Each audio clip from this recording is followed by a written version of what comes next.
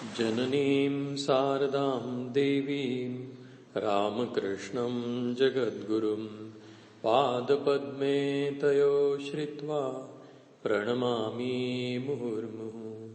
नमः श्रीयतिराजाय विवेकानन्दसूरये सच्चित्सुखस्वरूपाय स्वामिने तापहारिणे। नमस्कार.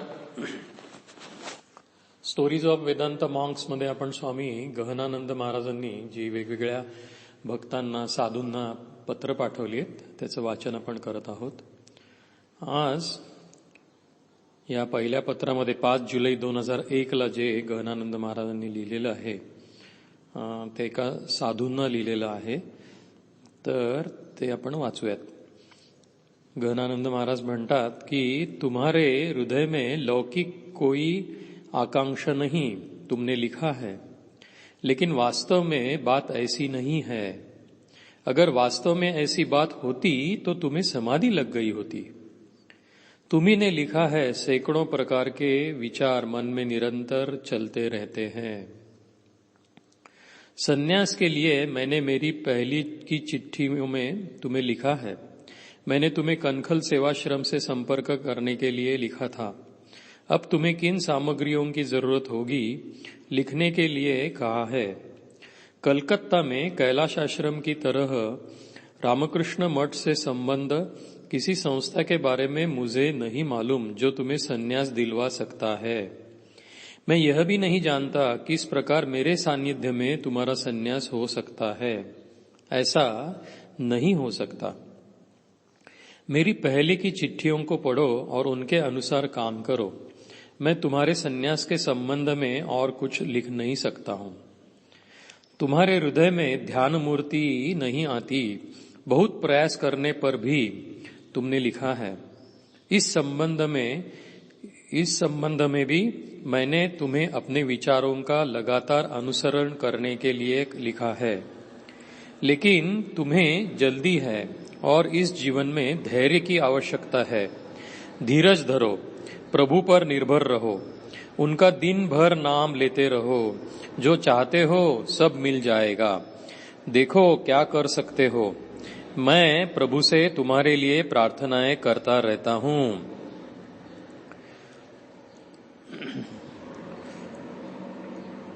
जीवनामध्ये आध्यात्मिक जीवनात धैर्याची किती आवश्यकता आहे ते गहनानंद महाराज अत्यंत सुस्पष्ट करून लिहितायत बघा. ते म्हणतात धीरज धरो, प्रभु पर निर्भर रहो, उनका दिन भर नाम लेते रहो. जो चाहते हो सब मिल जाएगा. जो चाहते हो सब मिल जाएगा. देखो क्या कर सकते हो.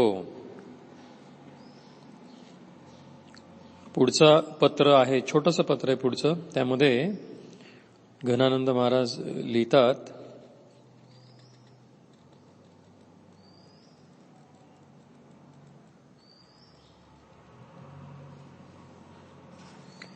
तुमने लिखा है तुम चाहती तो बहुत कुछ हो पर कर कुछ नहीं पाती. क्या यह अच्छा नहीं होगा कि बहुत कुछ से घटाकर अपनी इच्छाओं को एक ही इच्छा पर केंद्रित करो, फिर उसको पूर्ण करो, फिर अगली इच्छा की पूर्ति में लग जाओ. तुम मन नहीं लगा पाती क्योंकि परिश्रम से कतराती हो. तुम मन नहीं लगा पाती क्योंकि परिश्रम से कतराती हो. इसलिए परिश्रम ही तुम्हारा कर्तव्य है. इसलिए परिश्रम ही तुम्हारा कर्तव्य है. से या भक्ताला त्यांनी लिहिलंय बघा सुंदर पद्धतीने. पुढच्या पत्रामध्ये 12 जुलै 2001 लिहिलेलं जे आहे त्यात गहनानंद महाराज काय म्हणतात पहा. तुम्हारा मन इधर उधर भागता है, इसका कारण यही है कि मन का स्वभाव ही संकल्प करना और फिर उसका विकल्प करना, निश्चय करना नहीं है. मन का स्वभाव निश्चय करना नहीं है. निश्चय बुद्धि करती है. मेरे पास कोई उपाय नहीं है. सोच लो, विचार कर लो, लोगों से सलाह कर लो, फिर तय कर लो, फैसला कर लो कि तुम क्या चाहते हो. एक बार निश्चय कर लेते हो तो उस निश्चय से हटो नहीं. अगर हट जाते हो तो इसका मतलब है कि तुम्हारा निश्चय दृढ़ नहीं था.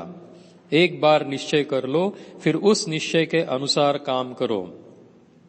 मैं तुम्हारे लिए प्रभु से प्रार्थनाएं करता रहता हूं. तुम्हारा एकांत शुभचिंतक स्वामी गहनानंद. पुढचं पत्र पण एक छोटं पत्र आहे. त्यामध्ये गहनानंद महाराज पहा काय म्हणतात. ते म्हणतात, मुझे प्रसन्नता है प्रिय बेटी. एका मुलीला, भक्त मुलीला त्यांनी पत्र लिहिलेलं आहे. मुझे प्रसन्नता है कि तुम नियमित जप और रामकृष्ण वचनामृत के 5 पृष्ठों का पठन प्रतिदिन कर रही हो. गुरु महाराज दिन प्रतिदिन तुम्हें अपनी ओर खींच रहे हैं. निश्चिंत रहो. इस बात को अच्छी तरह समझने में तुम्हें अभी कुछ और साल लग जाएंगे. बेटी, आगे बढ़ते रहो, आगे बढ़ते रहो. तुम्हें ज्ञान और भक्ति की प्राप्ति के लिए मैं अपने गुरु महाराज, मां शारदा और स्वामी जी को प्रार्थना कर रहा हूं. किती सुंदर आहे हे पत्र या मुलीला पाठवलेलं महाराजांनी.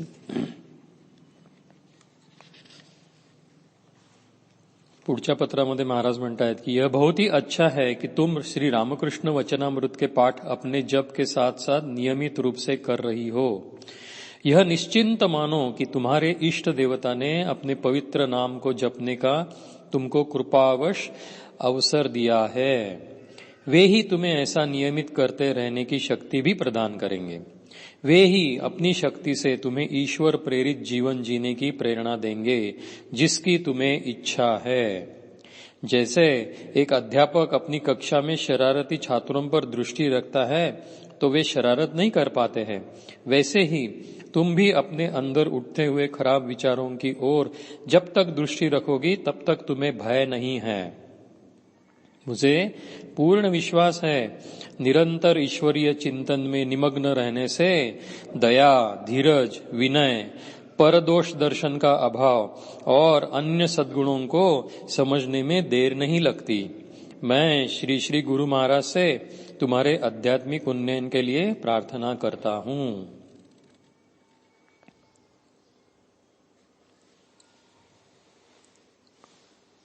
पुढे 14 ऑगस्ट 2003 ला महाराजांनी पत्र लिहिलेलं आहे. त्याच्यामध्ये महाराज बघा काय लिहितात. ते म्हणतात, 9 साल की एक बच्ची से तुम क्या उम्मीद रखती हो. उसकी माँ उसके लिए सब कुछ करती है.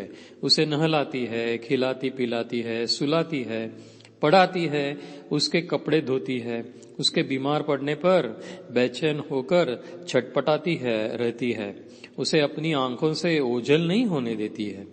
बच्ची कहीं स्कूल वगैरह जाती है तो हर घड़ी उसके लौटने की राह देखती है. यह सब तुम्हें मालूम है.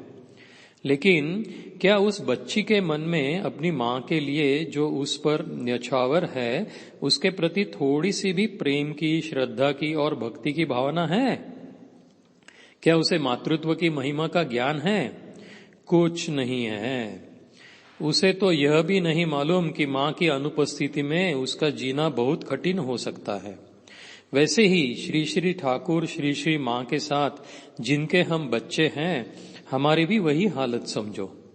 हमारे मन में उनके प्रति श्रद्धा, भक्ति की वही दशा है जैसे उस बच्चे के मन में उसकी माँ के प्रति है. लेकिन उसकी माँ के साथ उसके संबंध को क्या कोई भी अस्वीकार कर सकता है? क्या कोई कहेगा कि उन दोनों की सत्ता एक ही सत्ता नहीं है? इसी तरह तुम भी श्री श्री ठाकुर, श्री श्री माँ के साथ अभिन्न ही हो. फिलहाल उनकी सेवा ग्रहण करती रहो. फिर समय आने पर तुम भी माँ बन जाओगी. मैं श्री श्री माँ तथा श्री श्री ठाकुर से यही प्रार्थनाएं कर रहा हूं. तुम्हारा एकांत स्नेही स्वामी गहनानंद. पुढे अजून एक पत्र आहे, आपण ते वाचून आज थांबूयात. 14 ऑगस्ट 2001 ला लिहिलंय बघा महाराजांनी. गहनानंद महाराज लिखतायत कि श्री श्री ठाकुर को अपना आश्रय बना लेने के बाद भी निराशा तुम्हें क्यों सता रही है? संसार से सुख की कामना मत करो बेटा, संसार से सुख की कामना मत करो. कर्म को केवल कर्तव्य ही मानकर करती रहो. कर्म को केवल कर्तव्य ही मानकर करती रहो, क्योंकि कर्म में ही कर्माणि एवं तुम्हारा अधिकार है. अधिकारः ते न फलेषु कदाचन. कर्म के फलों में कभी नहीं. श्री भगवान ने अर्जुन को कहा नहीं था? प्रभु ने, तुम्हारी अंतरात्मा ने तुम्हें तुम्हारी ही इच्छाओं के अनुसार कर्म दिया है। जब तक इन कर्मों को अच्छी तरह निभा नहीं लेती हो, जब तक संसार के असार होने की बात तुम्हारी बुद्धि में घर नहीं कर लेती है, वह धारणा जब तक पक्की नहीं हो जाती है, तब तक तुम भगवान की ओर बढ़ नहीं पाओगी। संसार के ये सारे झंझट तुम्हें इसके खोखलेपन के पाठ पढ़ाने के लिए है। संसार के ये सारे झंझट तुम्हें इसके खोखलेपन के पाठ पढ़ाने के लिए है। प्रभु से निरंतर प्रार्थनाएं करती रहो, हर घड़ी मन ही मन उनका नाम लेती रहो, हर घड़ी मन ही मन उनका नाम लेती रहो। मैं भी तुम्हारे लिए निरंतर प्रभु से प्रार्थनाएं करता रहता हूं। तुम्हारा नित्य शुभाकांक्षी स्वामी गहनानंद। आज आपण इथेच थांबूया। ओम शांति शांति शांति। हरि ओम तत्सत। श्रीराम कृष्णार्पणमस्तु।